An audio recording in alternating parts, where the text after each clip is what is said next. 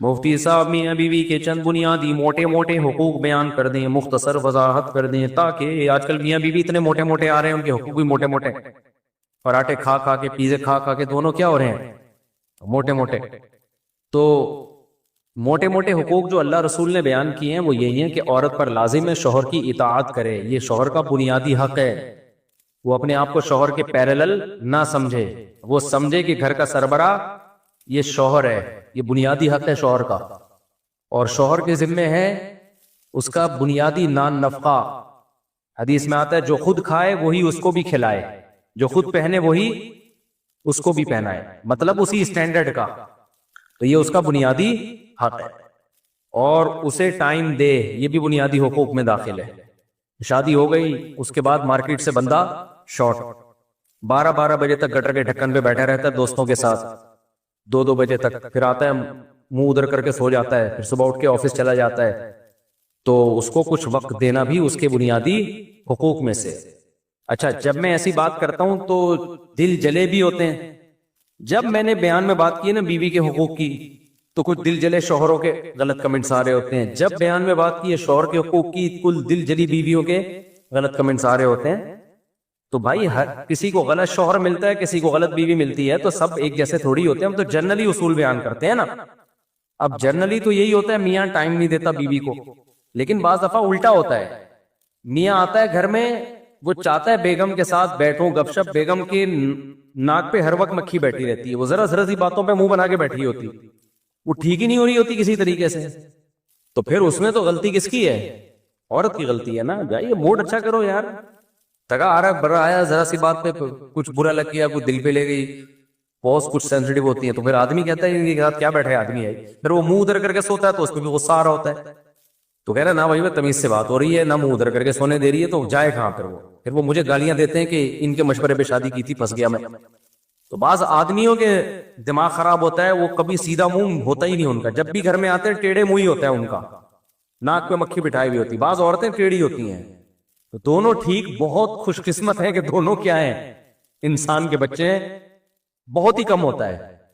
تو اس لیے خود بھی سیدھے ہو جاؤ، اور عورت کو چاہیے وہ بھی کیا کرے بھائی، خوش اخلاقی کے ساتھ گھر میں رہو، چھوٹی موٹی چیزیں ہر گھر میں ہوتی ہیں۔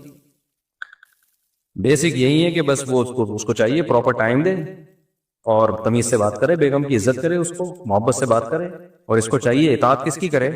وہ منع کر رہا ہے کسی چیز سے تو چونچرا نہ کرے، کیوں بس منع کر دیا، شوہر نے بول دیا، ختم۔ نہیں بھائی، آپ میرے بڑے ہیں، آپ نے آرڈر کر دیا، میرے لیے یہ کافی ہے۔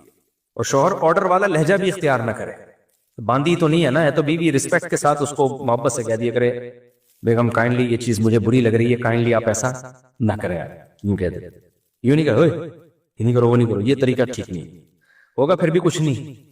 نصیحتیں جتنی مرضی کر لو، ہونا وہی ہے جو ہو رہا ہے گھروں میں، زندگی کی گاڑی ایسی ہی چلتی ہے بس۔ مفتی صاحب میں نے تیسری شادی کی ہے، میری بیوی نے میرا جینا حرام کر رکھا ہے، وہ آئے دن لڑتی ہے اور کہتی ہے کہ یہ تو گھر آ تجھے پنکھے سے باندھوں گی، تیرا وہ حشر کروں گی، میں کیا کروں، گھر ہی نہیں آؤ، گھر میں پنکھا نکلوا دو، اے سی لگوا دو، کس سے باندھے گی، رسیاں ختم کر دو گھر میں۔ بھائی یہ دوسری تیسری شادی کے سائیڈ ایفیکٹ ہیں، بس اس کو انجوائے کرو، خود ہی صحیح ہو جاتے ہیں حالات، ان کی کوئی وہ نہیں ہوتی کہ اس طرح سے ٹھیک ہوں گے، بس یہ ٹائم بہترین مرہم ہے، اس میں بس جذباتی فیصلہ مت کرو۔ لوگ ایک دم غصے میں جذبات میں آ کے دڑ دڑ دڑ طلاقیں، یہ جگلیوں کا کام ہے، سمجھتے ہو؟ جب شہد کی مکھی سے ڈائریکٹ چھتا لگا کے منہ لگا کے شہد پیو گے تو مکھیاں کاٹیں گی، انجوائے کرو اس کو۔ تو خود ہی وقت جو ہے نا بہترین مرہم ہے، اس میں جو برداشت کر لیتا ہے وہ جنگ جیت جاتا ہے، سمجھ رہے ہو؟ وقت بہترین مرہم ہے، اس کو گزارو، ٹائم جتنا گزرے گا حالات سیٹ ہوتے چلے جائیں۔ امریکہ میں منہ بند ہو گیا تھا میرے 4 شادی، تھک کر کے نا جیل، امریکہ میں 4 شادیوں کی ترغیب میں منہ روک کے بیٹھا ہوں 2 ہفتوں سے، صحیح ہے؟ دیکھو اپنا ممبر، اپنا پاکستان، سبحان اللہ یار، دے دنادن 4 شادیوں کی بات کرو، کوئی پوچھنے والا نہیں ہے۔ وہاں تو بھائی کیس بن جاتا ہے، 2 شادیوں کی ترغیب دو کسی کو، اس لیے جو آتا تھا حضرت کتنی شادیاں کر سکتے ہیں، چھاؤں میں آ جا بھائی، ادھر چھاؤں میں۔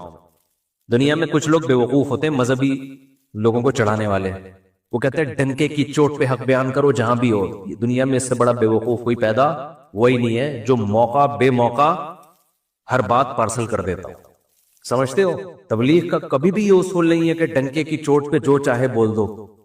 تبلیغ میں ہمیشہ حکمت مصلحت دیکھی جاتی ہے کہ یہ بات یہاں بولنے کی میں بول دیتا نکال لیتے، تو جو بولنے کی اور چیزیں تھی وہ بول پاتا. جب ایک بات یہاں بیٹھ کے بول سکتا ہوں تو مجھے کیا ضرورت ہے میں وہیں جا کے ممبر پہ بولوں. جا کے ان کو میں بولا چھاؤں میں آ جاؤ یا الفلائی آ جانا، یہی بولوں گا، اس کے علاوہ کچھ نہیں بولوں گا. اصل میں ہماری جو ینگ جنریشن ہے نا، اس کو غلط گائیڈ کیا جاتا ہے. میں بول دیتا، مجھے ڈیپورٹ کرتے، میرا کوئی نقصان نہیں تھا. مجھے کیا، میں تو یہیں رہنا ہوں. مجھے تو جب میں جا رہا تھا نا، کسی نے کہا آپ سلپ تو نہیں ہو جائیں گے؟ میں نے کہا وہ پکڑ کے بٹھا بھی دیں گے نا تو میں بھاگ کے آؤں گا، کیونکہ ہمیں وہی یہی مزہ ہے. ہماری زندگی، ہماری مرغیاں یہاں انڈے دے رہی ہیں، وہاں انڈے بولو. ہماری بکری ادھر دودھ دے رہی ہے، وہاں تھوڑی دودھ دے رہی ہے. تو ہمارا تو دل ادھر ہی لگ رہا ہے پاکستان میں. باقی ہم آپ کو منع نہیں کرتے، آپ امریکہ جاؤ، آپ جاپان جاؤ، لیکن ہر ایک کا اپنا اپنا اسٹائل ہے. تو ہمیں تو یہاں زیادہ مزہ آتا ہے.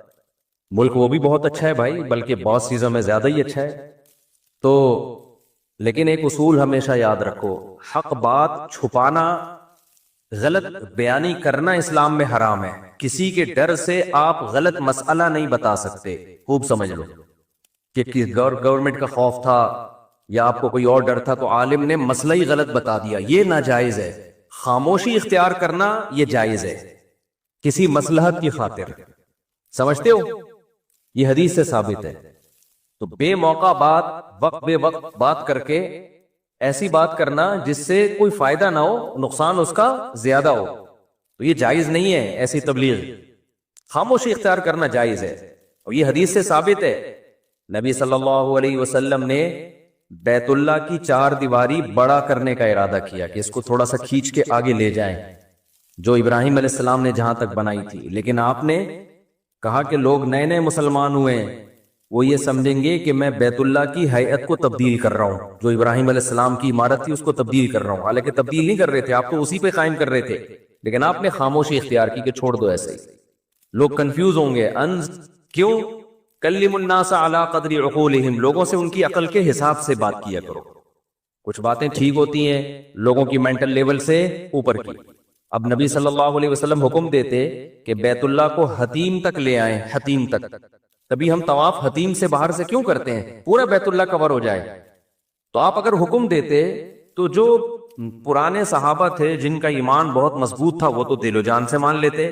جو نئے نئے لوگ مسلمان ہو رہے تھے، ابھی اسلام پر ان کو 100% اطمینان نہیں تھا، وہ شک میں پڑ جاتے کہ بھائی یہ تو صدیوں سے جو کعبہ چلا آ رہا ہے اسی کو کیا کر رہے ہیں؟ چینج.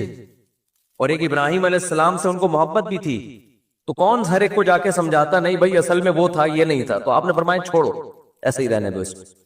کیوں؟ طواف جو ہے وہ تو پھر بھی ہو ہی رہا ہے نا، پورا وہ تو مکمل ہو رہا ہے، کوئی شرعی مسئلہ تھوڑی اس سے فرق پڑ رہا ہے. اس سے آج تبلیغ میں اس بات کا لوگ خیال نہیں کرتے کون سی بات ادھر کہنے کی ہے اور کون سی بات میں کہاں خاموش رہنا. آپ باپ کو تبلیغ کرنا شروع کر دو، ابا یہ کیا کرو، ابا یہ کیا کرو، ابا کو غصہ آ رہا ہے تو کیا کہا جائے گا؟ بھائی آپ چپ ہو جاؤ.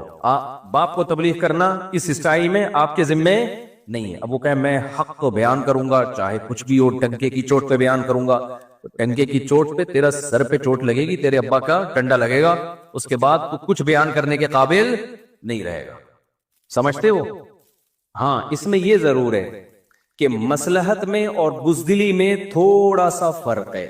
بعض دفعہ بزدلی کی وجہ سے انسان خاموش ہوتا ہے، اس کو مصلحت کا نام دے رہا ہوتا ہے، اور بعض دفعہ مصلحت کی وجہ سے خاموش ہو رہا ہوتا ہے. لوگ جو اس سے دشمن ہے وہ اس کو بزدلی کا نام دے رہے ہوتے ہیں. دونوں میں بڑا فرق ہے.